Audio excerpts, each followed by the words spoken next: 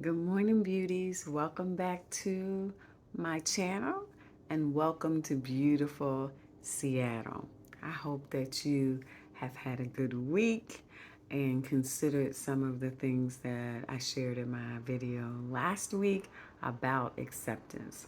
But before we get into all of that, I just wanted to introduce myself to maybe some new subscribers and say my name is Sharon, and I am here to help you learn how to create a life that's fit for you.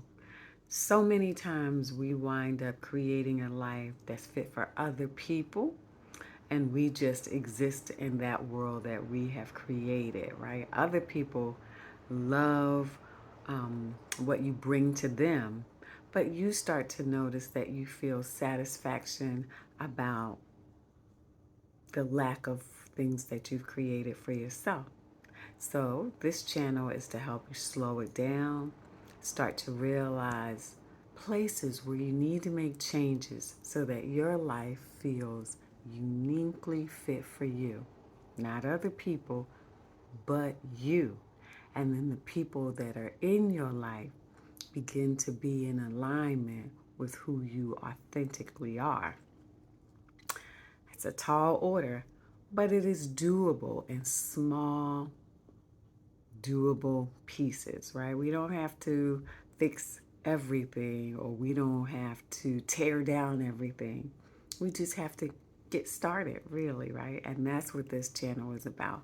I offer you um, simple skills that you might be able to use to help you notice or get started. I offer you coaching to help you continue on your journey. And then I help you to maintain it by always paying attention to what's going on in your environment. So I hope you're finding all of those things helpful. If you are, I hope you would consider liking, sharing, commenting on this channel.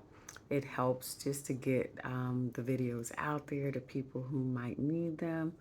And honestly, I enjoy the interaction. So please feel free to comment so that we can become more connected as a community, because probably whatever you're thinking, somebody else has been thinking the same thing, and then we have a place where we can talk about that. Okay, so I mentioned that I am in Seattle, right? And the reason why I am in Seattle is because I'm on my own journey of creating a life fit for me. So I set a goal for 2022 to get back to traveling. I am a person who loves to travel and explore and learn how to move around the city and meet new people, right? And so I started off with I've been to, so far this year, I've been to Hawaii, which I've been to before. I've been to Cancun. I was just there a few weeks ago. And now I am in Seattle. This was a solo trip, right? It is the first time that I took my work on the road. And what I mean by that is I am a full-time mental health therapist. And so I took my practice remotely, right? So that I could travel and still do the work I love. This was the first time that I took it on the road. It was a tester, right? And it has been going great. I've noticed some changes that I needed to make. One of them I noticed is I probably need to block some time in the afternoon and not work my normal full schedule, because if I work my full schedule, I'm working till 6 or 7 at night, and sometimes there's not time, right, or energy to explore the city as much as I would like to. This is why I'm doing this now, so that I have the opportunity to make the adjustments I need before I start to travel out of the country, which is going to happen pretty soon, probably maybe before the end of the year. I have some more travel scheduled, which I'll be traveling with some friends. But solo travel, I'm getting that in the process. And that part of that is going to be to travel out of the country. And so I want to make sure that I work out, as many glitches as I can. And then still know that there's going to be other things that I can't control, just like it's been here, right? But it's been so wonderful.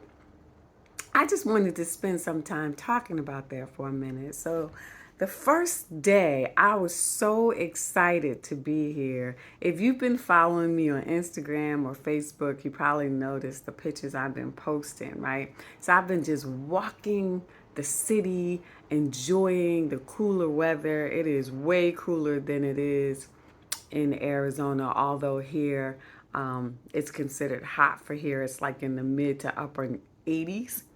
So when you come from Arizona, not too bad. You can deal with it, right? So I've been walking the city, and one night I took myself out for a fancy French dinner, which was wonderful.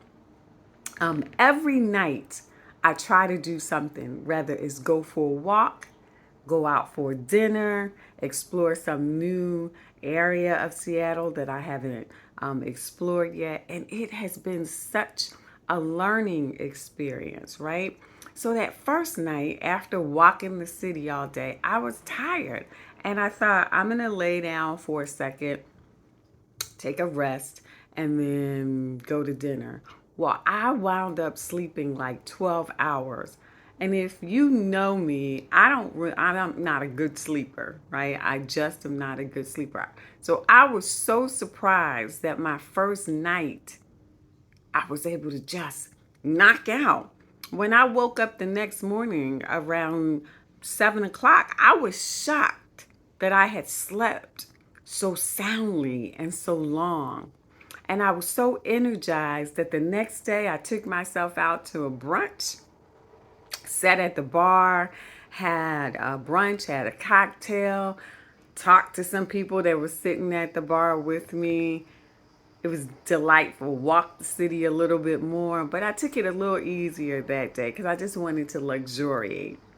So, and then the following days, I mixed work with going to this beautiful park with it, which is like maybe 2 blocks up the street, and you can look over the entire city. 2 blocks up the street. Those of you that maybe live in areas like this might be like, girl, why are you so excited? Because in Arizona, it is 115 degrees. You can't do that. And the city is really not that conducive to walking if you've ever been in Arizona, right? If you don't have a car, you pretty much can't get around. I don't have a car here. I didn't rent one, and I've gone everywhere. The public transportation, excellent, right? I walk right out the door and there is the bus. I am going to take the bus back to the airport because I paid $50 for a lift to where I'm staying. And I realized I could have paid $5 with public transportation. So I'm going to try that public transportation on the way back to the airport. It seems pretty simple. It's like a bus and the light rail. I think I can manage that, right? We'll find out. Told you about the fancy French restaurant, which was delightful. I ordered their special, which was this amazing roasted chicken. It was called La Pouchette. Pichet was the name of the restaurant. La Pouchette, I believe is how you pronounce it. I'm probably saying it wrong, but you get the idea. So the chicken took an hour. You have to order it as soon as you get there. So I ordered the chicken, and I had a cocktail, and I had my book with me, which I've been enjoying. And I just sat there, right, and enjoyed reading, sipping on a glass of wine, and just relaxing. Chicken comes out. It is amazing, right? But just to wait for the meal with no rush. I had a salad before and nibbled on that thing. It was just beautiful. again, it was a very tiny space, so I got to talk to some of the people around me. One girl was like, I wished I had ordered that chicken, but she didn't want to wait that long. And she was like, when she saw my chicken come out, she was like, it was worth the wait. And I said, it was worth the wait, right? So I think the next time she'll probably order that chicken. So that's really what I've been doing all week. It's been so refreshing. As much as I like to travel with other people, traveling by yourself it can be a wonderful experience because you can do exactly what you want to do. You can stay as long as you want to stay in any particular location. You can change your mind on a dime without having to worry about other people. You can give your mind a rest, right? If you don't get yourself in a frenzy about having to do something or fill every hour with something, becomes an amazing experience, right? You're just kind of doing exactly what you wanted. And that was my goal. That is my goal for solo travel. I want to know what it's like to do exactly what I want to do without having to consider others. I've been a wife and a mom for a really long time, and I love both my husband and my children. But I'm always putting their needs as a priority when we are together, right? It's kind of like a group decision what we're going to do. And it's time to do it differently. It's time to make myself a priority. I heard Tabitha Brown, which I'm sure everybody knows her, she called it it's your you season. It's the season where you get to be curious about you. And I really resonated with that. I was like, yes, ma'am, I'm going to have a you season. So this is what I've been doing. So I'm going to be here for a few more days, and then I'm going to be traveling back to Arizona, and then I'm going to be planning some more trips, and I'm going to take you with me. So if you haven't subscribed to my Instagram or Facebook, I would highly recommend it. You find it under a Fit Life Center. I'm a Fit Life Center everywhere. You're going to see me posting pictures, making videos, because I like to bring you along when I'm traveling and also incorporating the skills that we're teaching, because I have to use the skills too when things come up. So here's a couple glitches that happen. So the night I went to the French restaurant, the GPS on my phone told me that it was a mile and a half away. I told you I've been walking this city every day, so I was like, no biggie, I'll just walk to the restaurant. Well, girl, when I got outside, it was warm, right? So I start walking, right? And I got my determined face on. And then I start feeling the sweat trickling down my back. And I was like, girl, you can make it. Just keep walking. And I was like, for a second, I was like, why would you keep doing that, right? And I was struggling. Now, there's nobody there but me. I'm not having to check in with anybody or ask anybody anything. It's just me. And I'm struggling with my internal self that tells me I should walk, right? Get the exercise. This is what you came here for, instead of take a lift. So, I struggled with that for about 10 minutes. And then I was like, you are tripping. Why does it have to be hard, right? Remember, I told you we get in a habit of making our lives so hard that we start to struggle when we don't have to. So after about 10 minutes of that, I stopped. I called the Lyft. The Lyft showed up in 2 minutes. I was at the restaurant in about 5 more minutes, sitting in a nice air-conditioned place, drinking a glass of wine, and I took the Lyft back home, right? There's no need to struggle when you don't have to. Make a different choice for yourself. And if you're struggling to make the choice, just stop for a minute. Stop and observe what's happening. Remember we talked about that acceptance piece? The acceptance piece for me was I'm sweating, I am hot. That's what I observed, and I had to accept that this is not working for me right now. And it gave me the opportunity to do something different. That was number one. Yesterday I'm working Told you it was warm. There's a window air conditioning here. Most places in Seattle don't have air conditioning because it's usually not this warm, but it was warm. So I turned on the air conditioning and the power went out in part of the place where I'm staying, this apartment. And it's an older apartment. So I'm like, I got these clients, I need to push through. Girl, the windows was closed, the air wasn't working. I'm trying to listen to my clients and be attentive, but that sweat was real, right? So again, I had to observe what's going on, my own discomfort, my need to want to serve other people before I take care of my own needs, right? So I had to finally tell my client, hang on a second, the power went out in part of this apartment. I need to turn it back on because it's really hot in here. Client had no problem with it, right? She was willing to wait. I go to the electrical box, right? I told you it's an old building.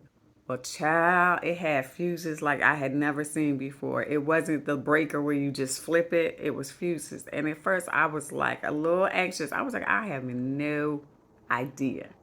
But the owner of this apartment had the fuses already in the box. So I'm assuming that this is a normal issue that happens, right?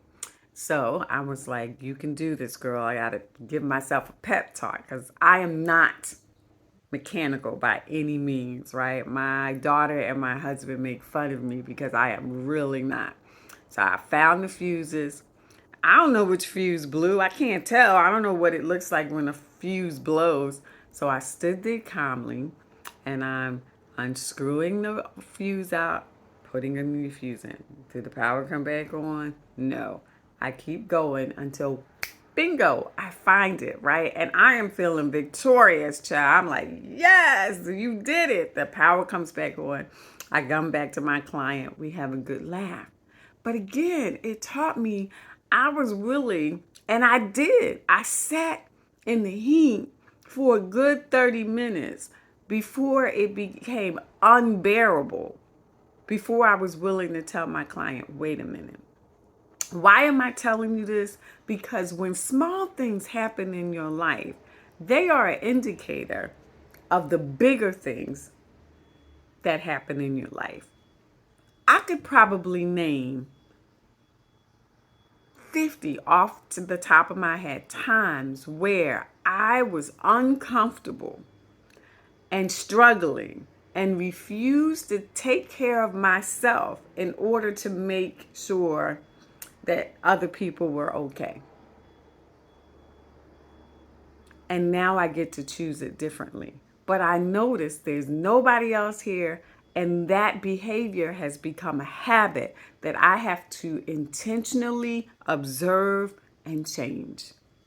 Where in your life are you being habitual about things that no longer suit you, but you are doing them anyway when there's another option available? I invite you, the next time you start to notice that you are uncomfortable, that you are struggling, that you feel irritability, physical sensations in your body, pause. Notice what's happening in your environment. What's happening in yourself? That's the first step we talked about last week, observing. And from there, eventually, you can start to make the changes. We're all on this journey together. So I'm going to be doing my thing, incorporating the skills, and hoping that I'm giving you real life and real time experiences of how the skills that I've been talking about will be helpful for you. Have a great day. Really. Slow down. Enjoy whatever you are, wherever you're doing, right? Because this is your life. It's happening in real time. And most of all, have a fit life for you. Well, let me help you learn how. See you later.